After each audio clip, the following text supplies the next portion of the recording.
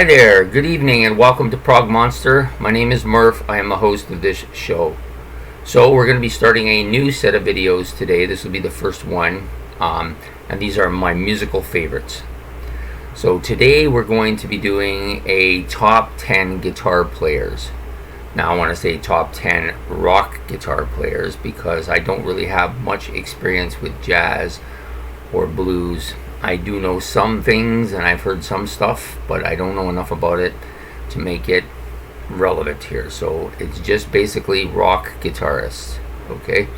So, and the other thing about it is these are my personal favorites, my top 10 favorite rock guitarists. It doesn't mean they're the best guitarists of all time, and I'm not stating that this guy is number 9 or this guy's number 8 and everybody else is below him. There's none of that going on here. It's just the ones that have had impact on me that I have enjoyed for various reasons, and I will tell you some of those reasons because that's the impact that they've had, right? So today we are doing again the top 10 rock guitarists, my favorites. Okay, so we're going to do this in the normal way of doing it, which is from 10 to 1, and I'm going to rank them from 10 to 1, and then I'll give you some honorable mentions. Some of these honorable mentions are well-known guitar players and have had huge impacts on a lot of people. Would put them in the top guitarists of all time, period. They didn't, a couple of them didn't quite make the number 10 spot because you can only have one number 10, right? I guess you could have a tie, but in the real universe there's very few ties.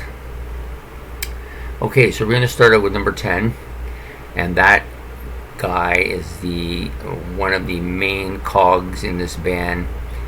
He has some very hard type riffing and some great solos, and I think of him as being like a face for hard rock music, and that's Styx guitarist J.Y. James Young. This guy is great. He can write good music. He knows how to play rhythm guitar really well. He also plays some really good solid lead parts too. I've always really liked his electric guitar work. I think the guy is phenomenal. I've enjoyed most of his music probably since I first heard him on 1978's Pieces of 8 album. That was the first one that introduced me to Styx, and I just think the guy's fantastic. Okay, so we're going to move up to number 9 now. This guy, maybe he's not the greatest lead guitar player of all time, or maybe he's not even that great at lead. He does have some good stuff, but I think of him more as a rhythm guitarist and a guy who's really good at mastering riffs and putting music together. Maybe one of the greatest music writers of all time. And of course we're talking about Pete Townshend of The Who. I love his on-stage antics. He's just all there all the time. When he's playing on stage, he's 100%, and the guy knows how to make riffs and how to play that guitar, and when he's finished with it, he disposes of it a lot of the time.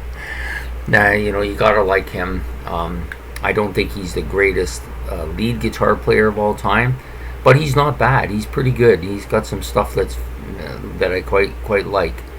And my interest in Pete Townshend probably goes back to when I first heard The Who in high school, but I wasn't a huge Who fan, or they weren't a big fan. I wasn't a big fan of theirs until my daughter was born and I had more time to listen to a lot of the stuff I had bought. And right around that period in the late 90s, I became more of a Who fan and more of a Pete Townshend fan for sure. Okay, the number 8 guy I first discovered in the 80s. Although he'd been around a long time, I knew of him long before this, but I really discovered his music in around 85, 86 time period, and that was Jimi Hendrix. Some people would argue this guy is the greatest guitar player that's ever lived, and you will get no arguments from me. He did some amazing stuff. Now, I know that some people says, the stuff isn't so amazing compared to now, but it was amazing then, and nobody was doing what he was doing for certain. He just people were just in awe of his guitar playing and his ability and the things he did and his antics and everything. The guy was just a phenom, you know, no two ways about it. And so I put him in as my number 8. I've enjoyed a lot of the stuff he's done. Some of the songs he's written have been great. Some of the greatest guitar solos and feedback I've ever heard come from him. So I mean, there's nothing you can say to take away from Jimi Hendrix to me, anyways. Okay, moving up to number 7. This is the only guy on the list who's in the same band as one of my other top 10, and I just like him a little bit more than the other guy. Not necessarily because I think he's better or worse. I just think that he has a little more of an acoustic element to him that I appreciate quite a bit, and his songwriting is like among the best I've heard, and he can sing as well, so the guy can do it all. Excuse me. And I'm talking about Tommy Shaw from Styx, of course. Can play a lot of different stuff. He's very acoustically gifted as well, and he can play the lead parts. There's no doubt about it. He's as good a lead guitarist as I think JY is. Maybe not quite as aggressive as JY, but definitely a top shelf guitar player, and one of my favorites. He comes in at number 7. Number 6 goes back to my very first guitar god, if you want to use that term. He was the first guitar player that kind of introduced me to rock music, and that is Randy Bachman. I've long loved his stuff, mostly the BTO stuff, but I do like some of the Guess Who stuff as well. The guy is very good at crafting formula type rock, but also making really good riffs, real catchy riffs, and real kind of beefy guitar, a real beefy guitar sound. But he can also play the kind of jazzy stuff too. So yes, I really love Randy Bachman. I would have wished that BTO could have continued with him in it. I think they could have put out a couple more really good albums, but the discography they have now is pretty solid. Okay, so now we're going to jump up. The next 5 guys have been in the top 5 for a very long time, at least the last couple decades anyways. The next 3, 4, 5, and 3, 4, and 5, they could move around fairly regularly. The top 2 guys have been set there where they are for God knows how long now. But the next 3, so number 5 comes from the band that I really got me into rock in a big way, and pretty much was the only band I would listen to for the longest period of time, maybe 2 or 3 years, which is a long period of time to just listen to one group. And I really loved his guitar solo. I loved his stage presence. I loved his costume, and of course we're talking about Ace Frehley. I don't want to talk about them as individuals because there's enough mudslinging going on there to, take down an elephant. But anyways, his guitar abilities I love. His solo album is one of my favorites. The guy knows how to put together a solo. That, to me, Ace Frehley's known for his solos, and I just think that the guy is just great, and he's had a huge impact on my musical directions and just everything. So there you go, Ace Frehley at number 5. The next guy up, I actually had him at 5th, and then at the last minute I decided that, you know what, this guy's just had more of an impact on me. He's played on more of my favorite albums.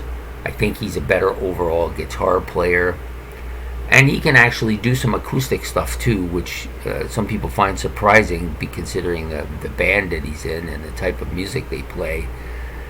But he really is one of those guys that just knows how to put a riff together. But he also can solo very well too. And one of the things I like about him, he's, I think, other than Jimi Hendrix, the only other left-handed guitarist on here, and that is Tony Iommi of Black Sabbath. Iconic riffs, the guy just knows how to write music, and some of his guitar solos are like amazing as well. And I've long liked him since going back to when I bought my first Black Sabbath album, which was Heaven and Hell. That's the era that started me on them. I do like their previous stuff with Ozzy, but I just think this guy just knows how to make a song just fantastic. So Tony Iommi comes in at number 4. Now the number 3 guy could have been number 5, could have been number 4. But lately I've been listening to a fair bit of this stuff, and this guy just can do it all. Like he's very acoustically gifted. He can play like riffing. His guitar solos are unique and really different, and I really like a lot of the stuff he does. And always when I'm listening to music, it's natural to, oh, this guy is really front and center on this song, or this instrument is really dominating on this album. And I really think, when I think of this band, other than the flute player, and I'm giving it away, is Jethro Tull, is Martin Barry. Like, this guy is just amazing. I really, really like his guitar style and his soloing and his riffing and everything about him. He's not such a heavy guitar player, but you can hear all of the notes when he's playing. This guy's really good, man. He's number 3. So the top 2 have been the top 2 for God knows how long. For me, anyways, to my 2 favorites for the last 40 plus years. And they've always been in this order. The number 1 guy, once I heard him, there was no question he was my favorite, and he's been my favorite, and he's still my favorite. And I'm going to go out on a limb and say he's the best guitar player that's ever been. I know that'll get maybe some flack in that, but that's just my opinion. You can argue all you want about this guy or that guy, but this guy can do everything. And if you don't believe me, just listen to some of the stuff he plays. Anyways, we're going with number 2 first. A guy I've long loved, and I think this guy is the main reason why the band is my favorite, and I'm talking about Alex Lifeson of Rush. Yes, Geddy Lee, fantastic bass player, good vocalist. I really like his unique vocal style. Even playing the keyboards and adding that element to their music, he can do all those things. However, and of course we all know about Neil Peart, we don't need to really discuss that. But this guy really adds the heaviness to the Rush, which really, to me, makes Rush what they are. They're a progressive rock band that's heavy, and that's not something that's fairly common in progressive rock. But definitely Alex Lifeson, the master rifter. This guy can come up with riffs and real catchy hooks and stuff like that, and he can just do it all. And they put out a covers album not too long ago too, that he really showed his versatility, playing some of that different kind of stuff from what Rush plays. This guy can adjust to anything. He's just a fantastic guitar player. I really don't think he takes a back seat to anybody, and probably one of the most underrated guitar players of all time, and definitely one of my favorites, so I put him as number 2. Okay, number 1 was never in doubt. When I decided to do this, I knew he was going to be number 1. The guy can play anything acoustic. Some of his acoustic bits are really good. His slide guitar is underrated, I think. He's really quite good with the slide guitar as well. The other thing about him too is that people will say, well, yeah, but he's more of an acoustic guy. He's not as good as this guy or that guy. But if you don't believe me, you go listen to Yes's Relayer and listen to Sound Chaser, and you might have a different opinion after that. Of course, I'm talking about Steve Howe.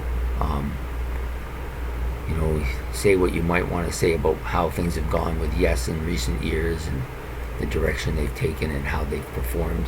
You can't take anything away from Steve Howe's guitar playing. When I first saw him in that video doing Yours Is No Disgrace, I thought, this guy is amazing. And getting him in Yes really it was a big game changer for them. From that point on, they were a solid player in the field. Okay, so there you have it. My top 10 guitar players my top 10 favorite guitar players of all time. And I'll just reiterate them again, but I'm going to go from bottom to top. So Steve Howe's number 1, Alex Lifeson's number 2, Martin Barry is number 3, Tony Iommi number 4, Ace Frehley number 5, Randy Bachman number 6, Tommy Shaw number 7, Jimi Hendrix number 8, Pete Townsend number 9, and James Young number 10. Now the last spot was up for grabs from several places, and I almost discluded James because I already had a member of Styx in my list, but he deserved to be there, I think, today anyways. And so the honorable mentions, I've got, let me see here, I've got eight honorable mentions.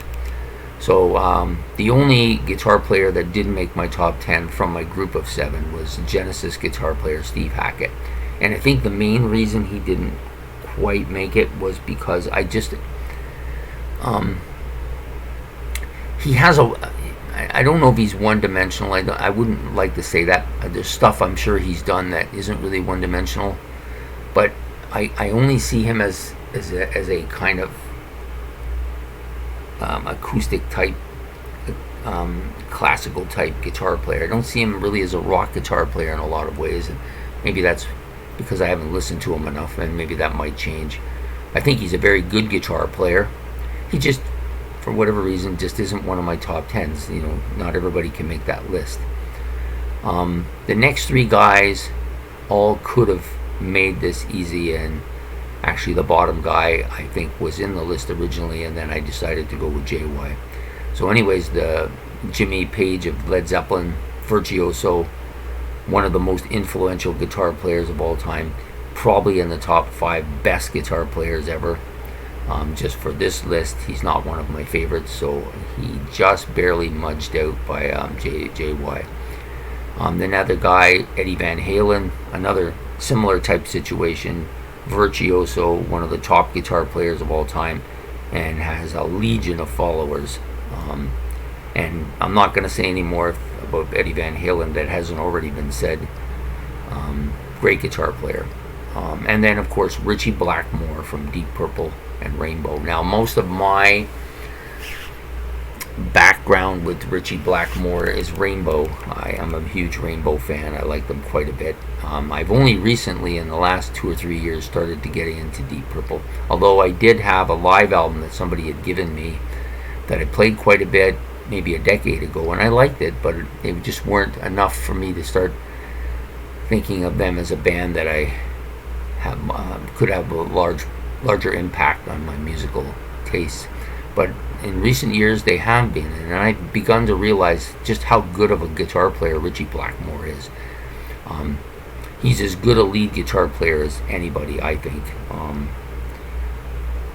Personality wise, maybe he doesn't blend too well with people, but guitar wise he's as good as anybody. And he was originally in the 10th spot, and then at the last minute I switched to Jimmy Page, and then at the very last minute I switched to JY. So anyways, there's Ritchie Blackmore. Another guy who's pretty much in a genre that I kind of like, but it's not one of my top genres, is Adrian Smith of Iron Maiden. I love this guy's guitar playing. I think he is one of the main contributors to this band. Certainly guitar wise he's fantastic. Vivian Campbell, I think he really substantiated Dio's solo career. I mean, Dio had the voice, but in order to, when you have a voice like that, you've got to have the band. Otherwise, your voice is lost. And he put together a really solid band, and Vivian Campbell, I think, was one of the main reasons why it took off. Of course, we go to Canadian power trio Triumph for Rick Emmett. He's kind of a forerunner to the hair band thing going on. He's kind of he's got the pretty boy image and everything like that, and the fantastic voice. But I mean, really, if you take Rick Emmett out of Triumph, and this is nothing against Gilmore or Mike Levine, who are both good musicians, but he's the special cog in this band. Like, this guy is an amazing guitar player. He can play the acoustic stuff, but really he's known for his guitar solos, and they're just fantastic.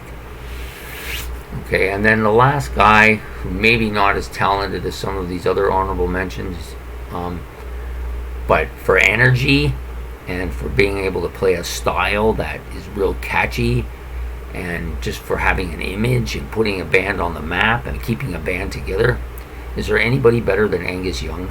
I mean, really, this guy is phenomenal. I mean, his guitar ability, maybe not the best of all time, but 110% was never a phrase until this guy came along. This guy is a fantastic guitar player. Now, there are others that are out there that, you know, I maybe could have brought up, but the guitar players I named, I picked for a reason. They're ones I've had the most experience with listening to, and they've had the most, given me the most joy and most fun listening to, and you know, and that's what matters the most. You know, it's about what my favorites are, and these were my favorites. So, you know, if they're not your favorites, or you have a set of favorites that you want to put down, and just, you know, put them down. If you got something you want to say about them, that's great too. Just keep in mind that these are just my favorites. That I'm not saying that these guys are the best of everywhere, and I mean, I'm sure there's lots of guitar players out there that could have easily made a definitive top 10 list easily, and if, you know, if I was going that route, then this list might have been totally different, but I just wanted to do my favorites. So there you have it, the list of my favorite top 10 guitarists. So if you like the video, please like in the below, and if you want me to do more of this kind of stuff, please subscribe, and help me to keep this going. Anyways, you have a good day. From Prog Monster, out.